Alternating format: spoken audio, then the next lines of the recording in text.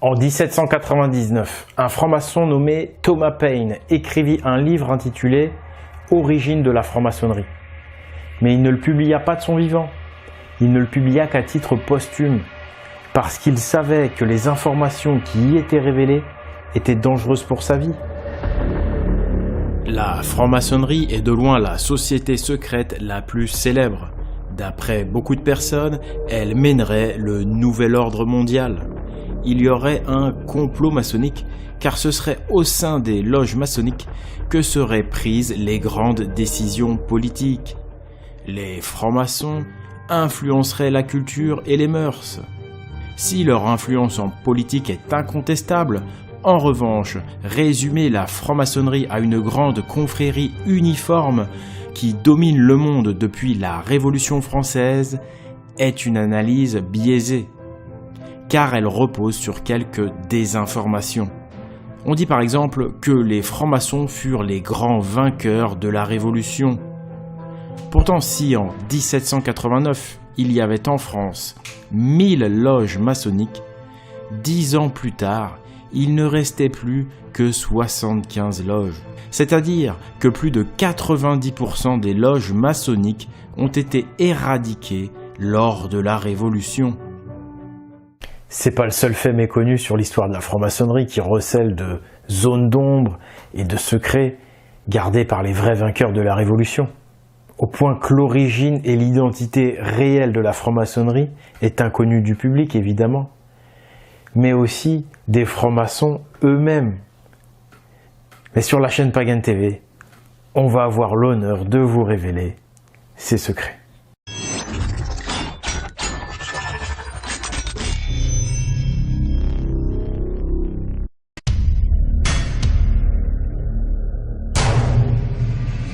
La première chose qui frappe lorsqu'on découvre les francs-maçons, ce sont leurs symboles, le compas et l'équerre, et surtout l'œil dans la pyramide qui laisse place à de nombreuses spéculations sur sa signification.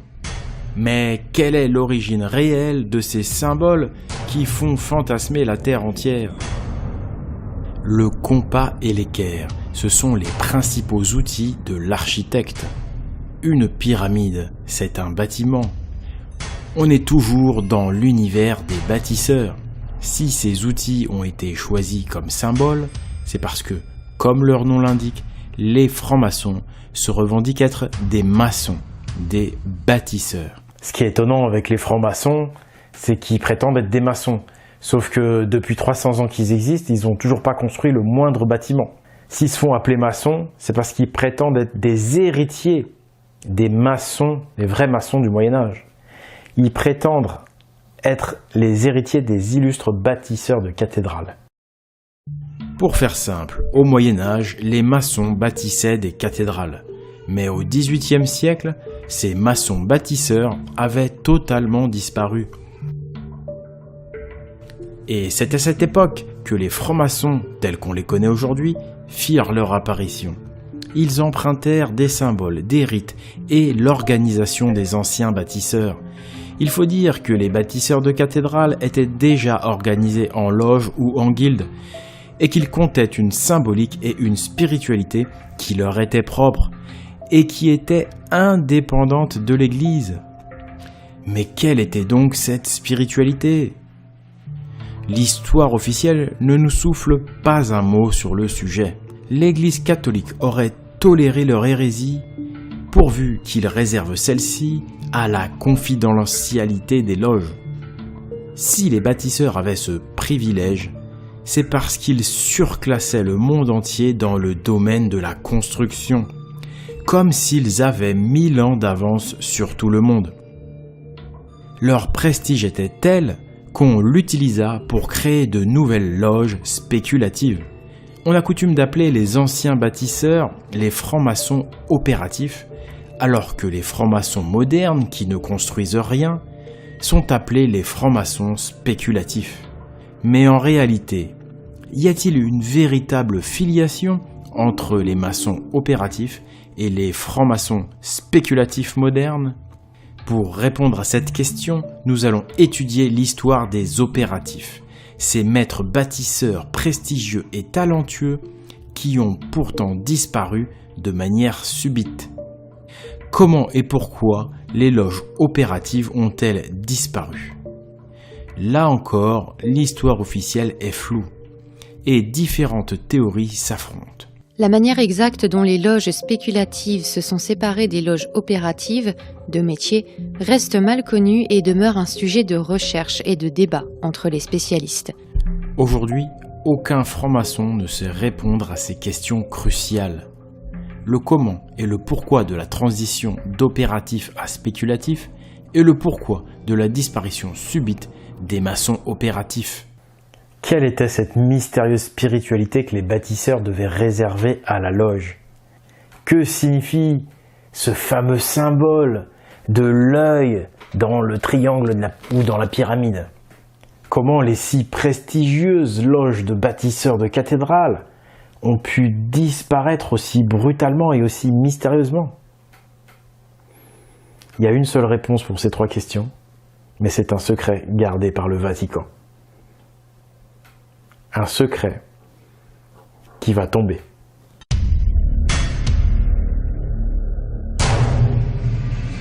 Cet œil unique dans un triangle, c'est l'œil d'Odin, le dieu borgne des Vikings et des derniers druides gaulois qui perdurèrent au Moyen-Âge. Si les gens ignorent cela, c'est parce que le Vatican occulte complètement l'histoire et la culture païenne, notamment parce que l'Église a beaucoup de sang païen sur les mains. Les druides associaient en effet le dieu du ciel au triangle, tout comme Pythagore. L'œil unique de Odin, c'est l'œil unique de Dieu selon les druides. Cet œil unique est présent dans toutes les anciennes religions du monde. En Égypte, par exemple, c'est l'œil d'Horus qui répond à celui d'Odin.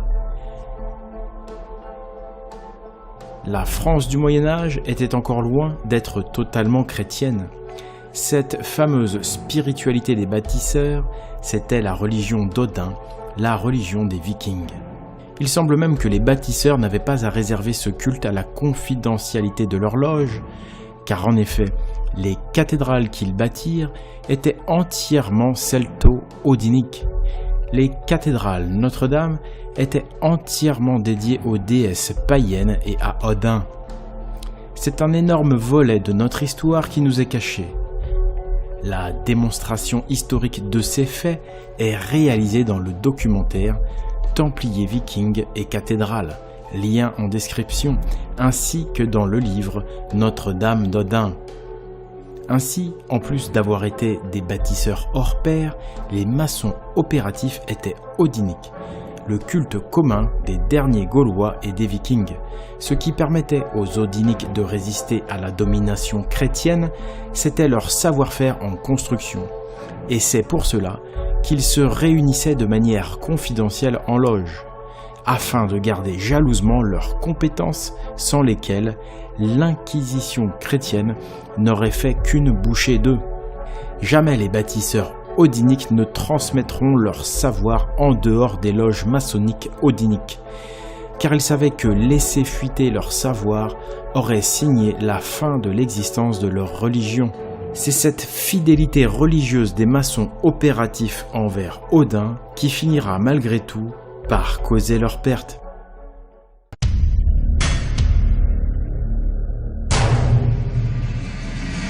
La maçonnerie opérative disparaîtra à cause des guerres de religion et de l'inquisition chrétienne. C'est des suites des tentatives d'assassinat contre Henri IV que la fermeture des loges de maçons opératifs sera prononcée à la suite d'un complot mémorable dénoncé par Victor Hugo lui-même dans son roman Notre-Dame de Paris, un roman qui révèle de manière allégorique ces grands secrets d'histoire et auquel nous avons déjà consacré un documentaire vidéo, lien en description. C'est donc en faisant interdire le dernier bastion odinique, les loges de bâtisseurs, que les loges opératives disparurent.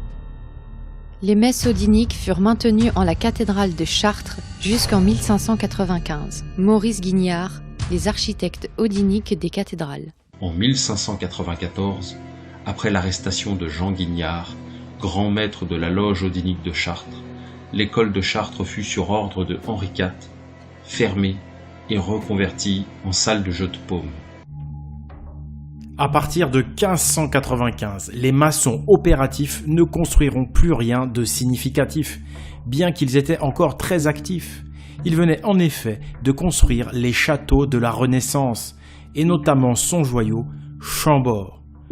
Encore un chef-d'œuvre qui porte la signature odinique. Tout cela a été révélé par Oleg de Normandie dans le documentaire Jeanne d'Arc, la Valkyrie, lien en description. Les maçons opératifs odiniques ont donc été actifs jusqu'au début des guerres de religion, soit jusqu'à la seconde moitié du XVIe siècle. Cette disparition des maçons odiniques provoqua une baisse de niveau général en architecture. En effet, plus aucun chef-d'œuvre comme Notre-Dame ou Chambord ne sera construit, bien que les progrès techniques de l'époque moderne étaient censés le permettre. Seul le château de Versailles est de renommée internationale, mais bien qu'il soit beaucoup plus récent, sa technique architecturale n'est pas impressionnante du tout. Là où Notre-Dame et Chambord défient les lois de la gravité, Versailles n'est qu'un grand bâtiment qui s'étend au sol. Il ne rayonne pas par sa hauteur.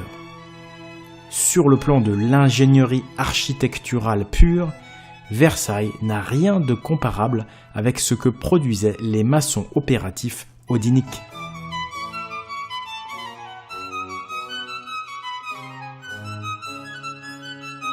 En 1595, à la suite des guerres de religion, il est prononcé sur le territoire français le bannissement total des loges de bâtisseurs odiniques sur le territoire français.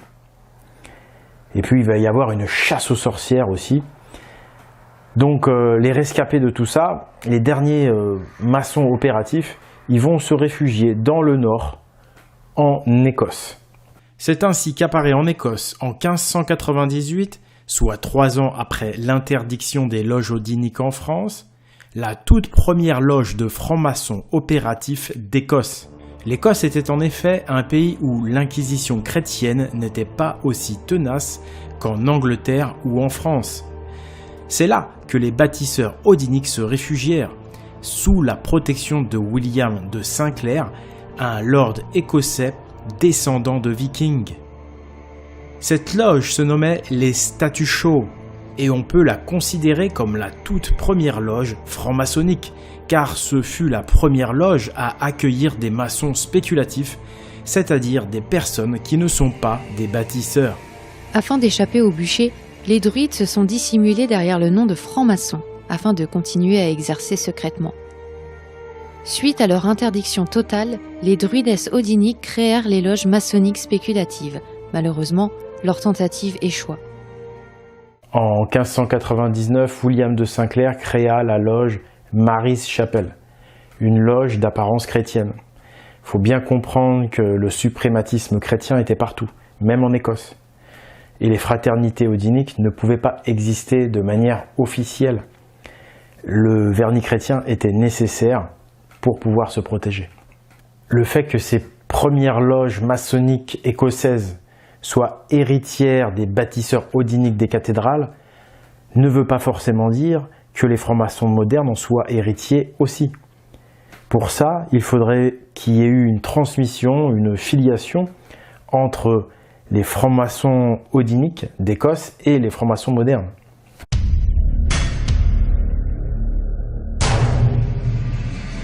Nous avons vu que les francs-maçons modernes utilisent des symboles d'origine odinique. Mais cela ne prouve pas qu'il y ait une filiation. Il semblerait même que ces symboles aient été usurpés, récupérés par les loges modernes. Ce dont nous sommes sûrs, c'est que suite à l'inquisition chrétienne, tous les odiniques, non seulement les bâtisseurs, mais aussi les intellectuels, les philosophes, les médecins, les druides, ont tous dû se réfugier en Écosse pour survivre. C'est comme ça qu'est né l'intérêt d'accueillir des maçons qui n'en sont pas. qui ne sont pas du métier du bâtiment. On a donc créé le terme maçon spéculatif pour les accueillir, pour accueillir ces intellectuels odiniques bannis du royaume de France. Et donc pour les protéger, on a créé ce concept de loge de maçonnerie spéculative. Prenons l'exemple du franc-maçon John Aubrey. Cet archéologue a été reçu à la Royal Society de Londres en 1663. En 1649, il avait écrit un livre, Templa Druidum, au sujet du site mégalithique de Stonehenge en Angleterre, dans lequel il assimile le cercle de pierre à la religion des druides. Mais sous la pression chrétienne, il ne put publier son livre qu'en 1695, soit 2 ans avant sa mort.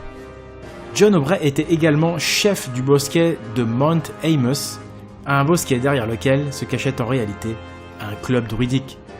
John Aubrey est à l'origine de la tradition qui veut que les druides soient liés aux mégalithes. En 1799, un franc-maçon nommé Thomas Paine écrivit un livre intitulé « Origine de la franc-maçonnerie ».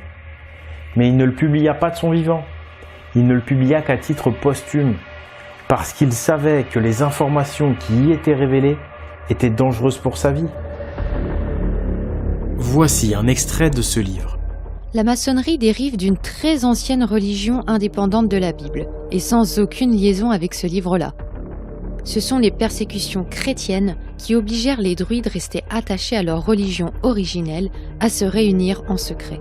Des restes de la religion des druides, une institution s'est formée, dont tous les membres, pour éviter le nom de druide, ont pris le nom de maçons.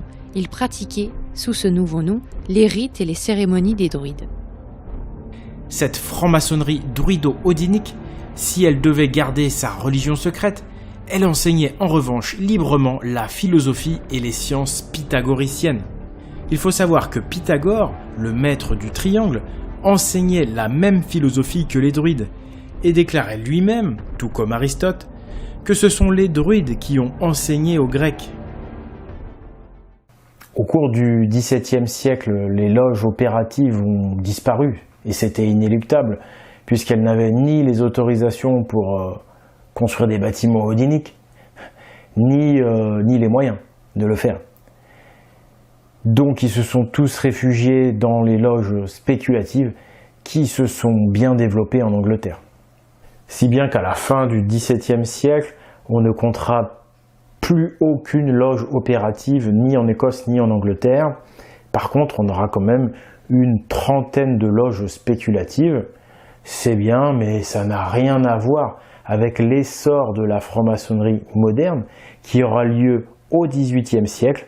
Et là, on comptera plusieurs milliers de loges maçonniques à travers l'Europe.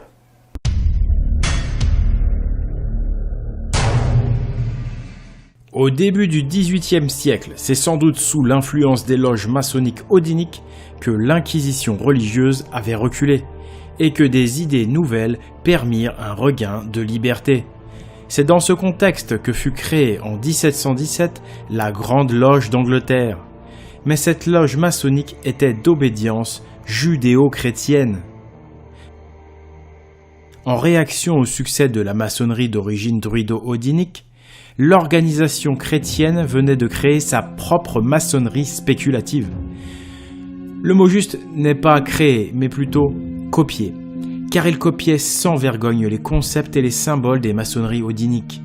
Le pompon étant qu'ils osèrent se revendiquer héritiers des bâtisseurs, notamment en s'appuyant sur la légende du temple de Salomon de Jérusalem qu'ils promurent comme nouvelle référence des bâtisseurs. Pourtant, aucune preuve de l'existence du temple de Salomon n'a jamais été apportée. C'est pourtant à partir de cette grande loge d'Angleterre que vont découler toutes les loges maçonniques modernes. Les statuts de la Grande Loge d'Angleterre furent rédigés par un pasteur protestant nommé James Anderson. L'ensemble des textes ne font référence qu'à une tradition biblique sans jamais mentionner nulle part l'origine païenne de la franc-maçonnerie. Dans l'initiation maçonnique, on ne trouve aucune trace de druidisme, mais un ensemble d'éléments d'origine hébraïque. Le mot de passe est biblique, le mot sacré est le nom du Dieu des Hébreux. Piqués par cette spoliation, les authentiques héritiers des bâtisseurs de cathédrales vont enfin oser affirmer au grand jour leur identité réelle par la création du Druid Order. Il fut créé 3 mois jour pour jour après la création de la Grande Loge d'Angleterre, comme pour signifier une protestation face à l'usurpation du concept de maçonnerie. Comme pour dire « la maçonnerie est druidique et non judéo-chrétienne ». Plus d'1 siècle après leur arrivée en Écosse en tant que réfugiés, les maçons d'origine française avaient décidé d'officialiser leur existence à Londres avec le Druid Order. Une tradition d'Oxford nous rapporte la liste des fondateurs du Druid Order. Et le moins que l'on puisse dire, c'est que les noms des fondateurs sentent bon l'origine gauloise. Le premier fondateur est Pierre des Mézeaux. On trouve ensuite une majorité de noms anglais, mais avec des pseudonymes gaulois. Saint-Gétorix, Brennos ou encore Caradoc. Enfin, la présence de 2 femmes parmi les fondateurs montre la mixité qui règne dans la tradition odinique, par différence avec la franc-maçonnerie judéo-chrétienne interdite aux femmes. L'un des premiers grands druides fut William Stukeley. C'était un très grand médecin qui fut reçu à la Royal Society en 1718. En 1721, il était admis et initié franc-maçon à Londres. Mais Stukeley n'y restera que 2 ans, car dès 1723, il s'écarta définitivement de la franc-maçonnerie, cette dernière étant devenue tout autre chose que ce qu'elle fut. En effet, la Grande Loge judéo-chrétienne de Londres réforma toutes les loges maçonniques de Grande-Bretagne. Même les plus anciennes loges devaient soit se plier aux nouveaux dogmes chrétiens, soit disparaître. Les authentiques héritiers des bâtisseurs venaient de perdre tout contrôle sur la franc-maçonnerie qu'ils avaient pourtant créée. On venait de leur voler leur création et leur passé. Mais William Stukeley et le Druid Order continueront à se battre, notamment en publiant des études sur les cercles de pierre mégalithiques. Ils révélèrent les grandes connaissances mathématiques et astronomiques associées à ces monuments. En dehors de cela, il n'est malheureusement pas possible d'en savoir plus sur le Druid Order de cette époque, car ces archives ont toutes été détruites pendant la Seconde Guerre mondiale. C'est dingue comme tout ce qui est païen joue de malchance. Là, on a les archives du Druid Order qui, par malchance, se trouvaient sous une bombe pendant la guerre. Et puis là, récemment encore, un incendie improbable a dévasté la cathédrale Notre-Dame de Paris. Vraiment pas de chance.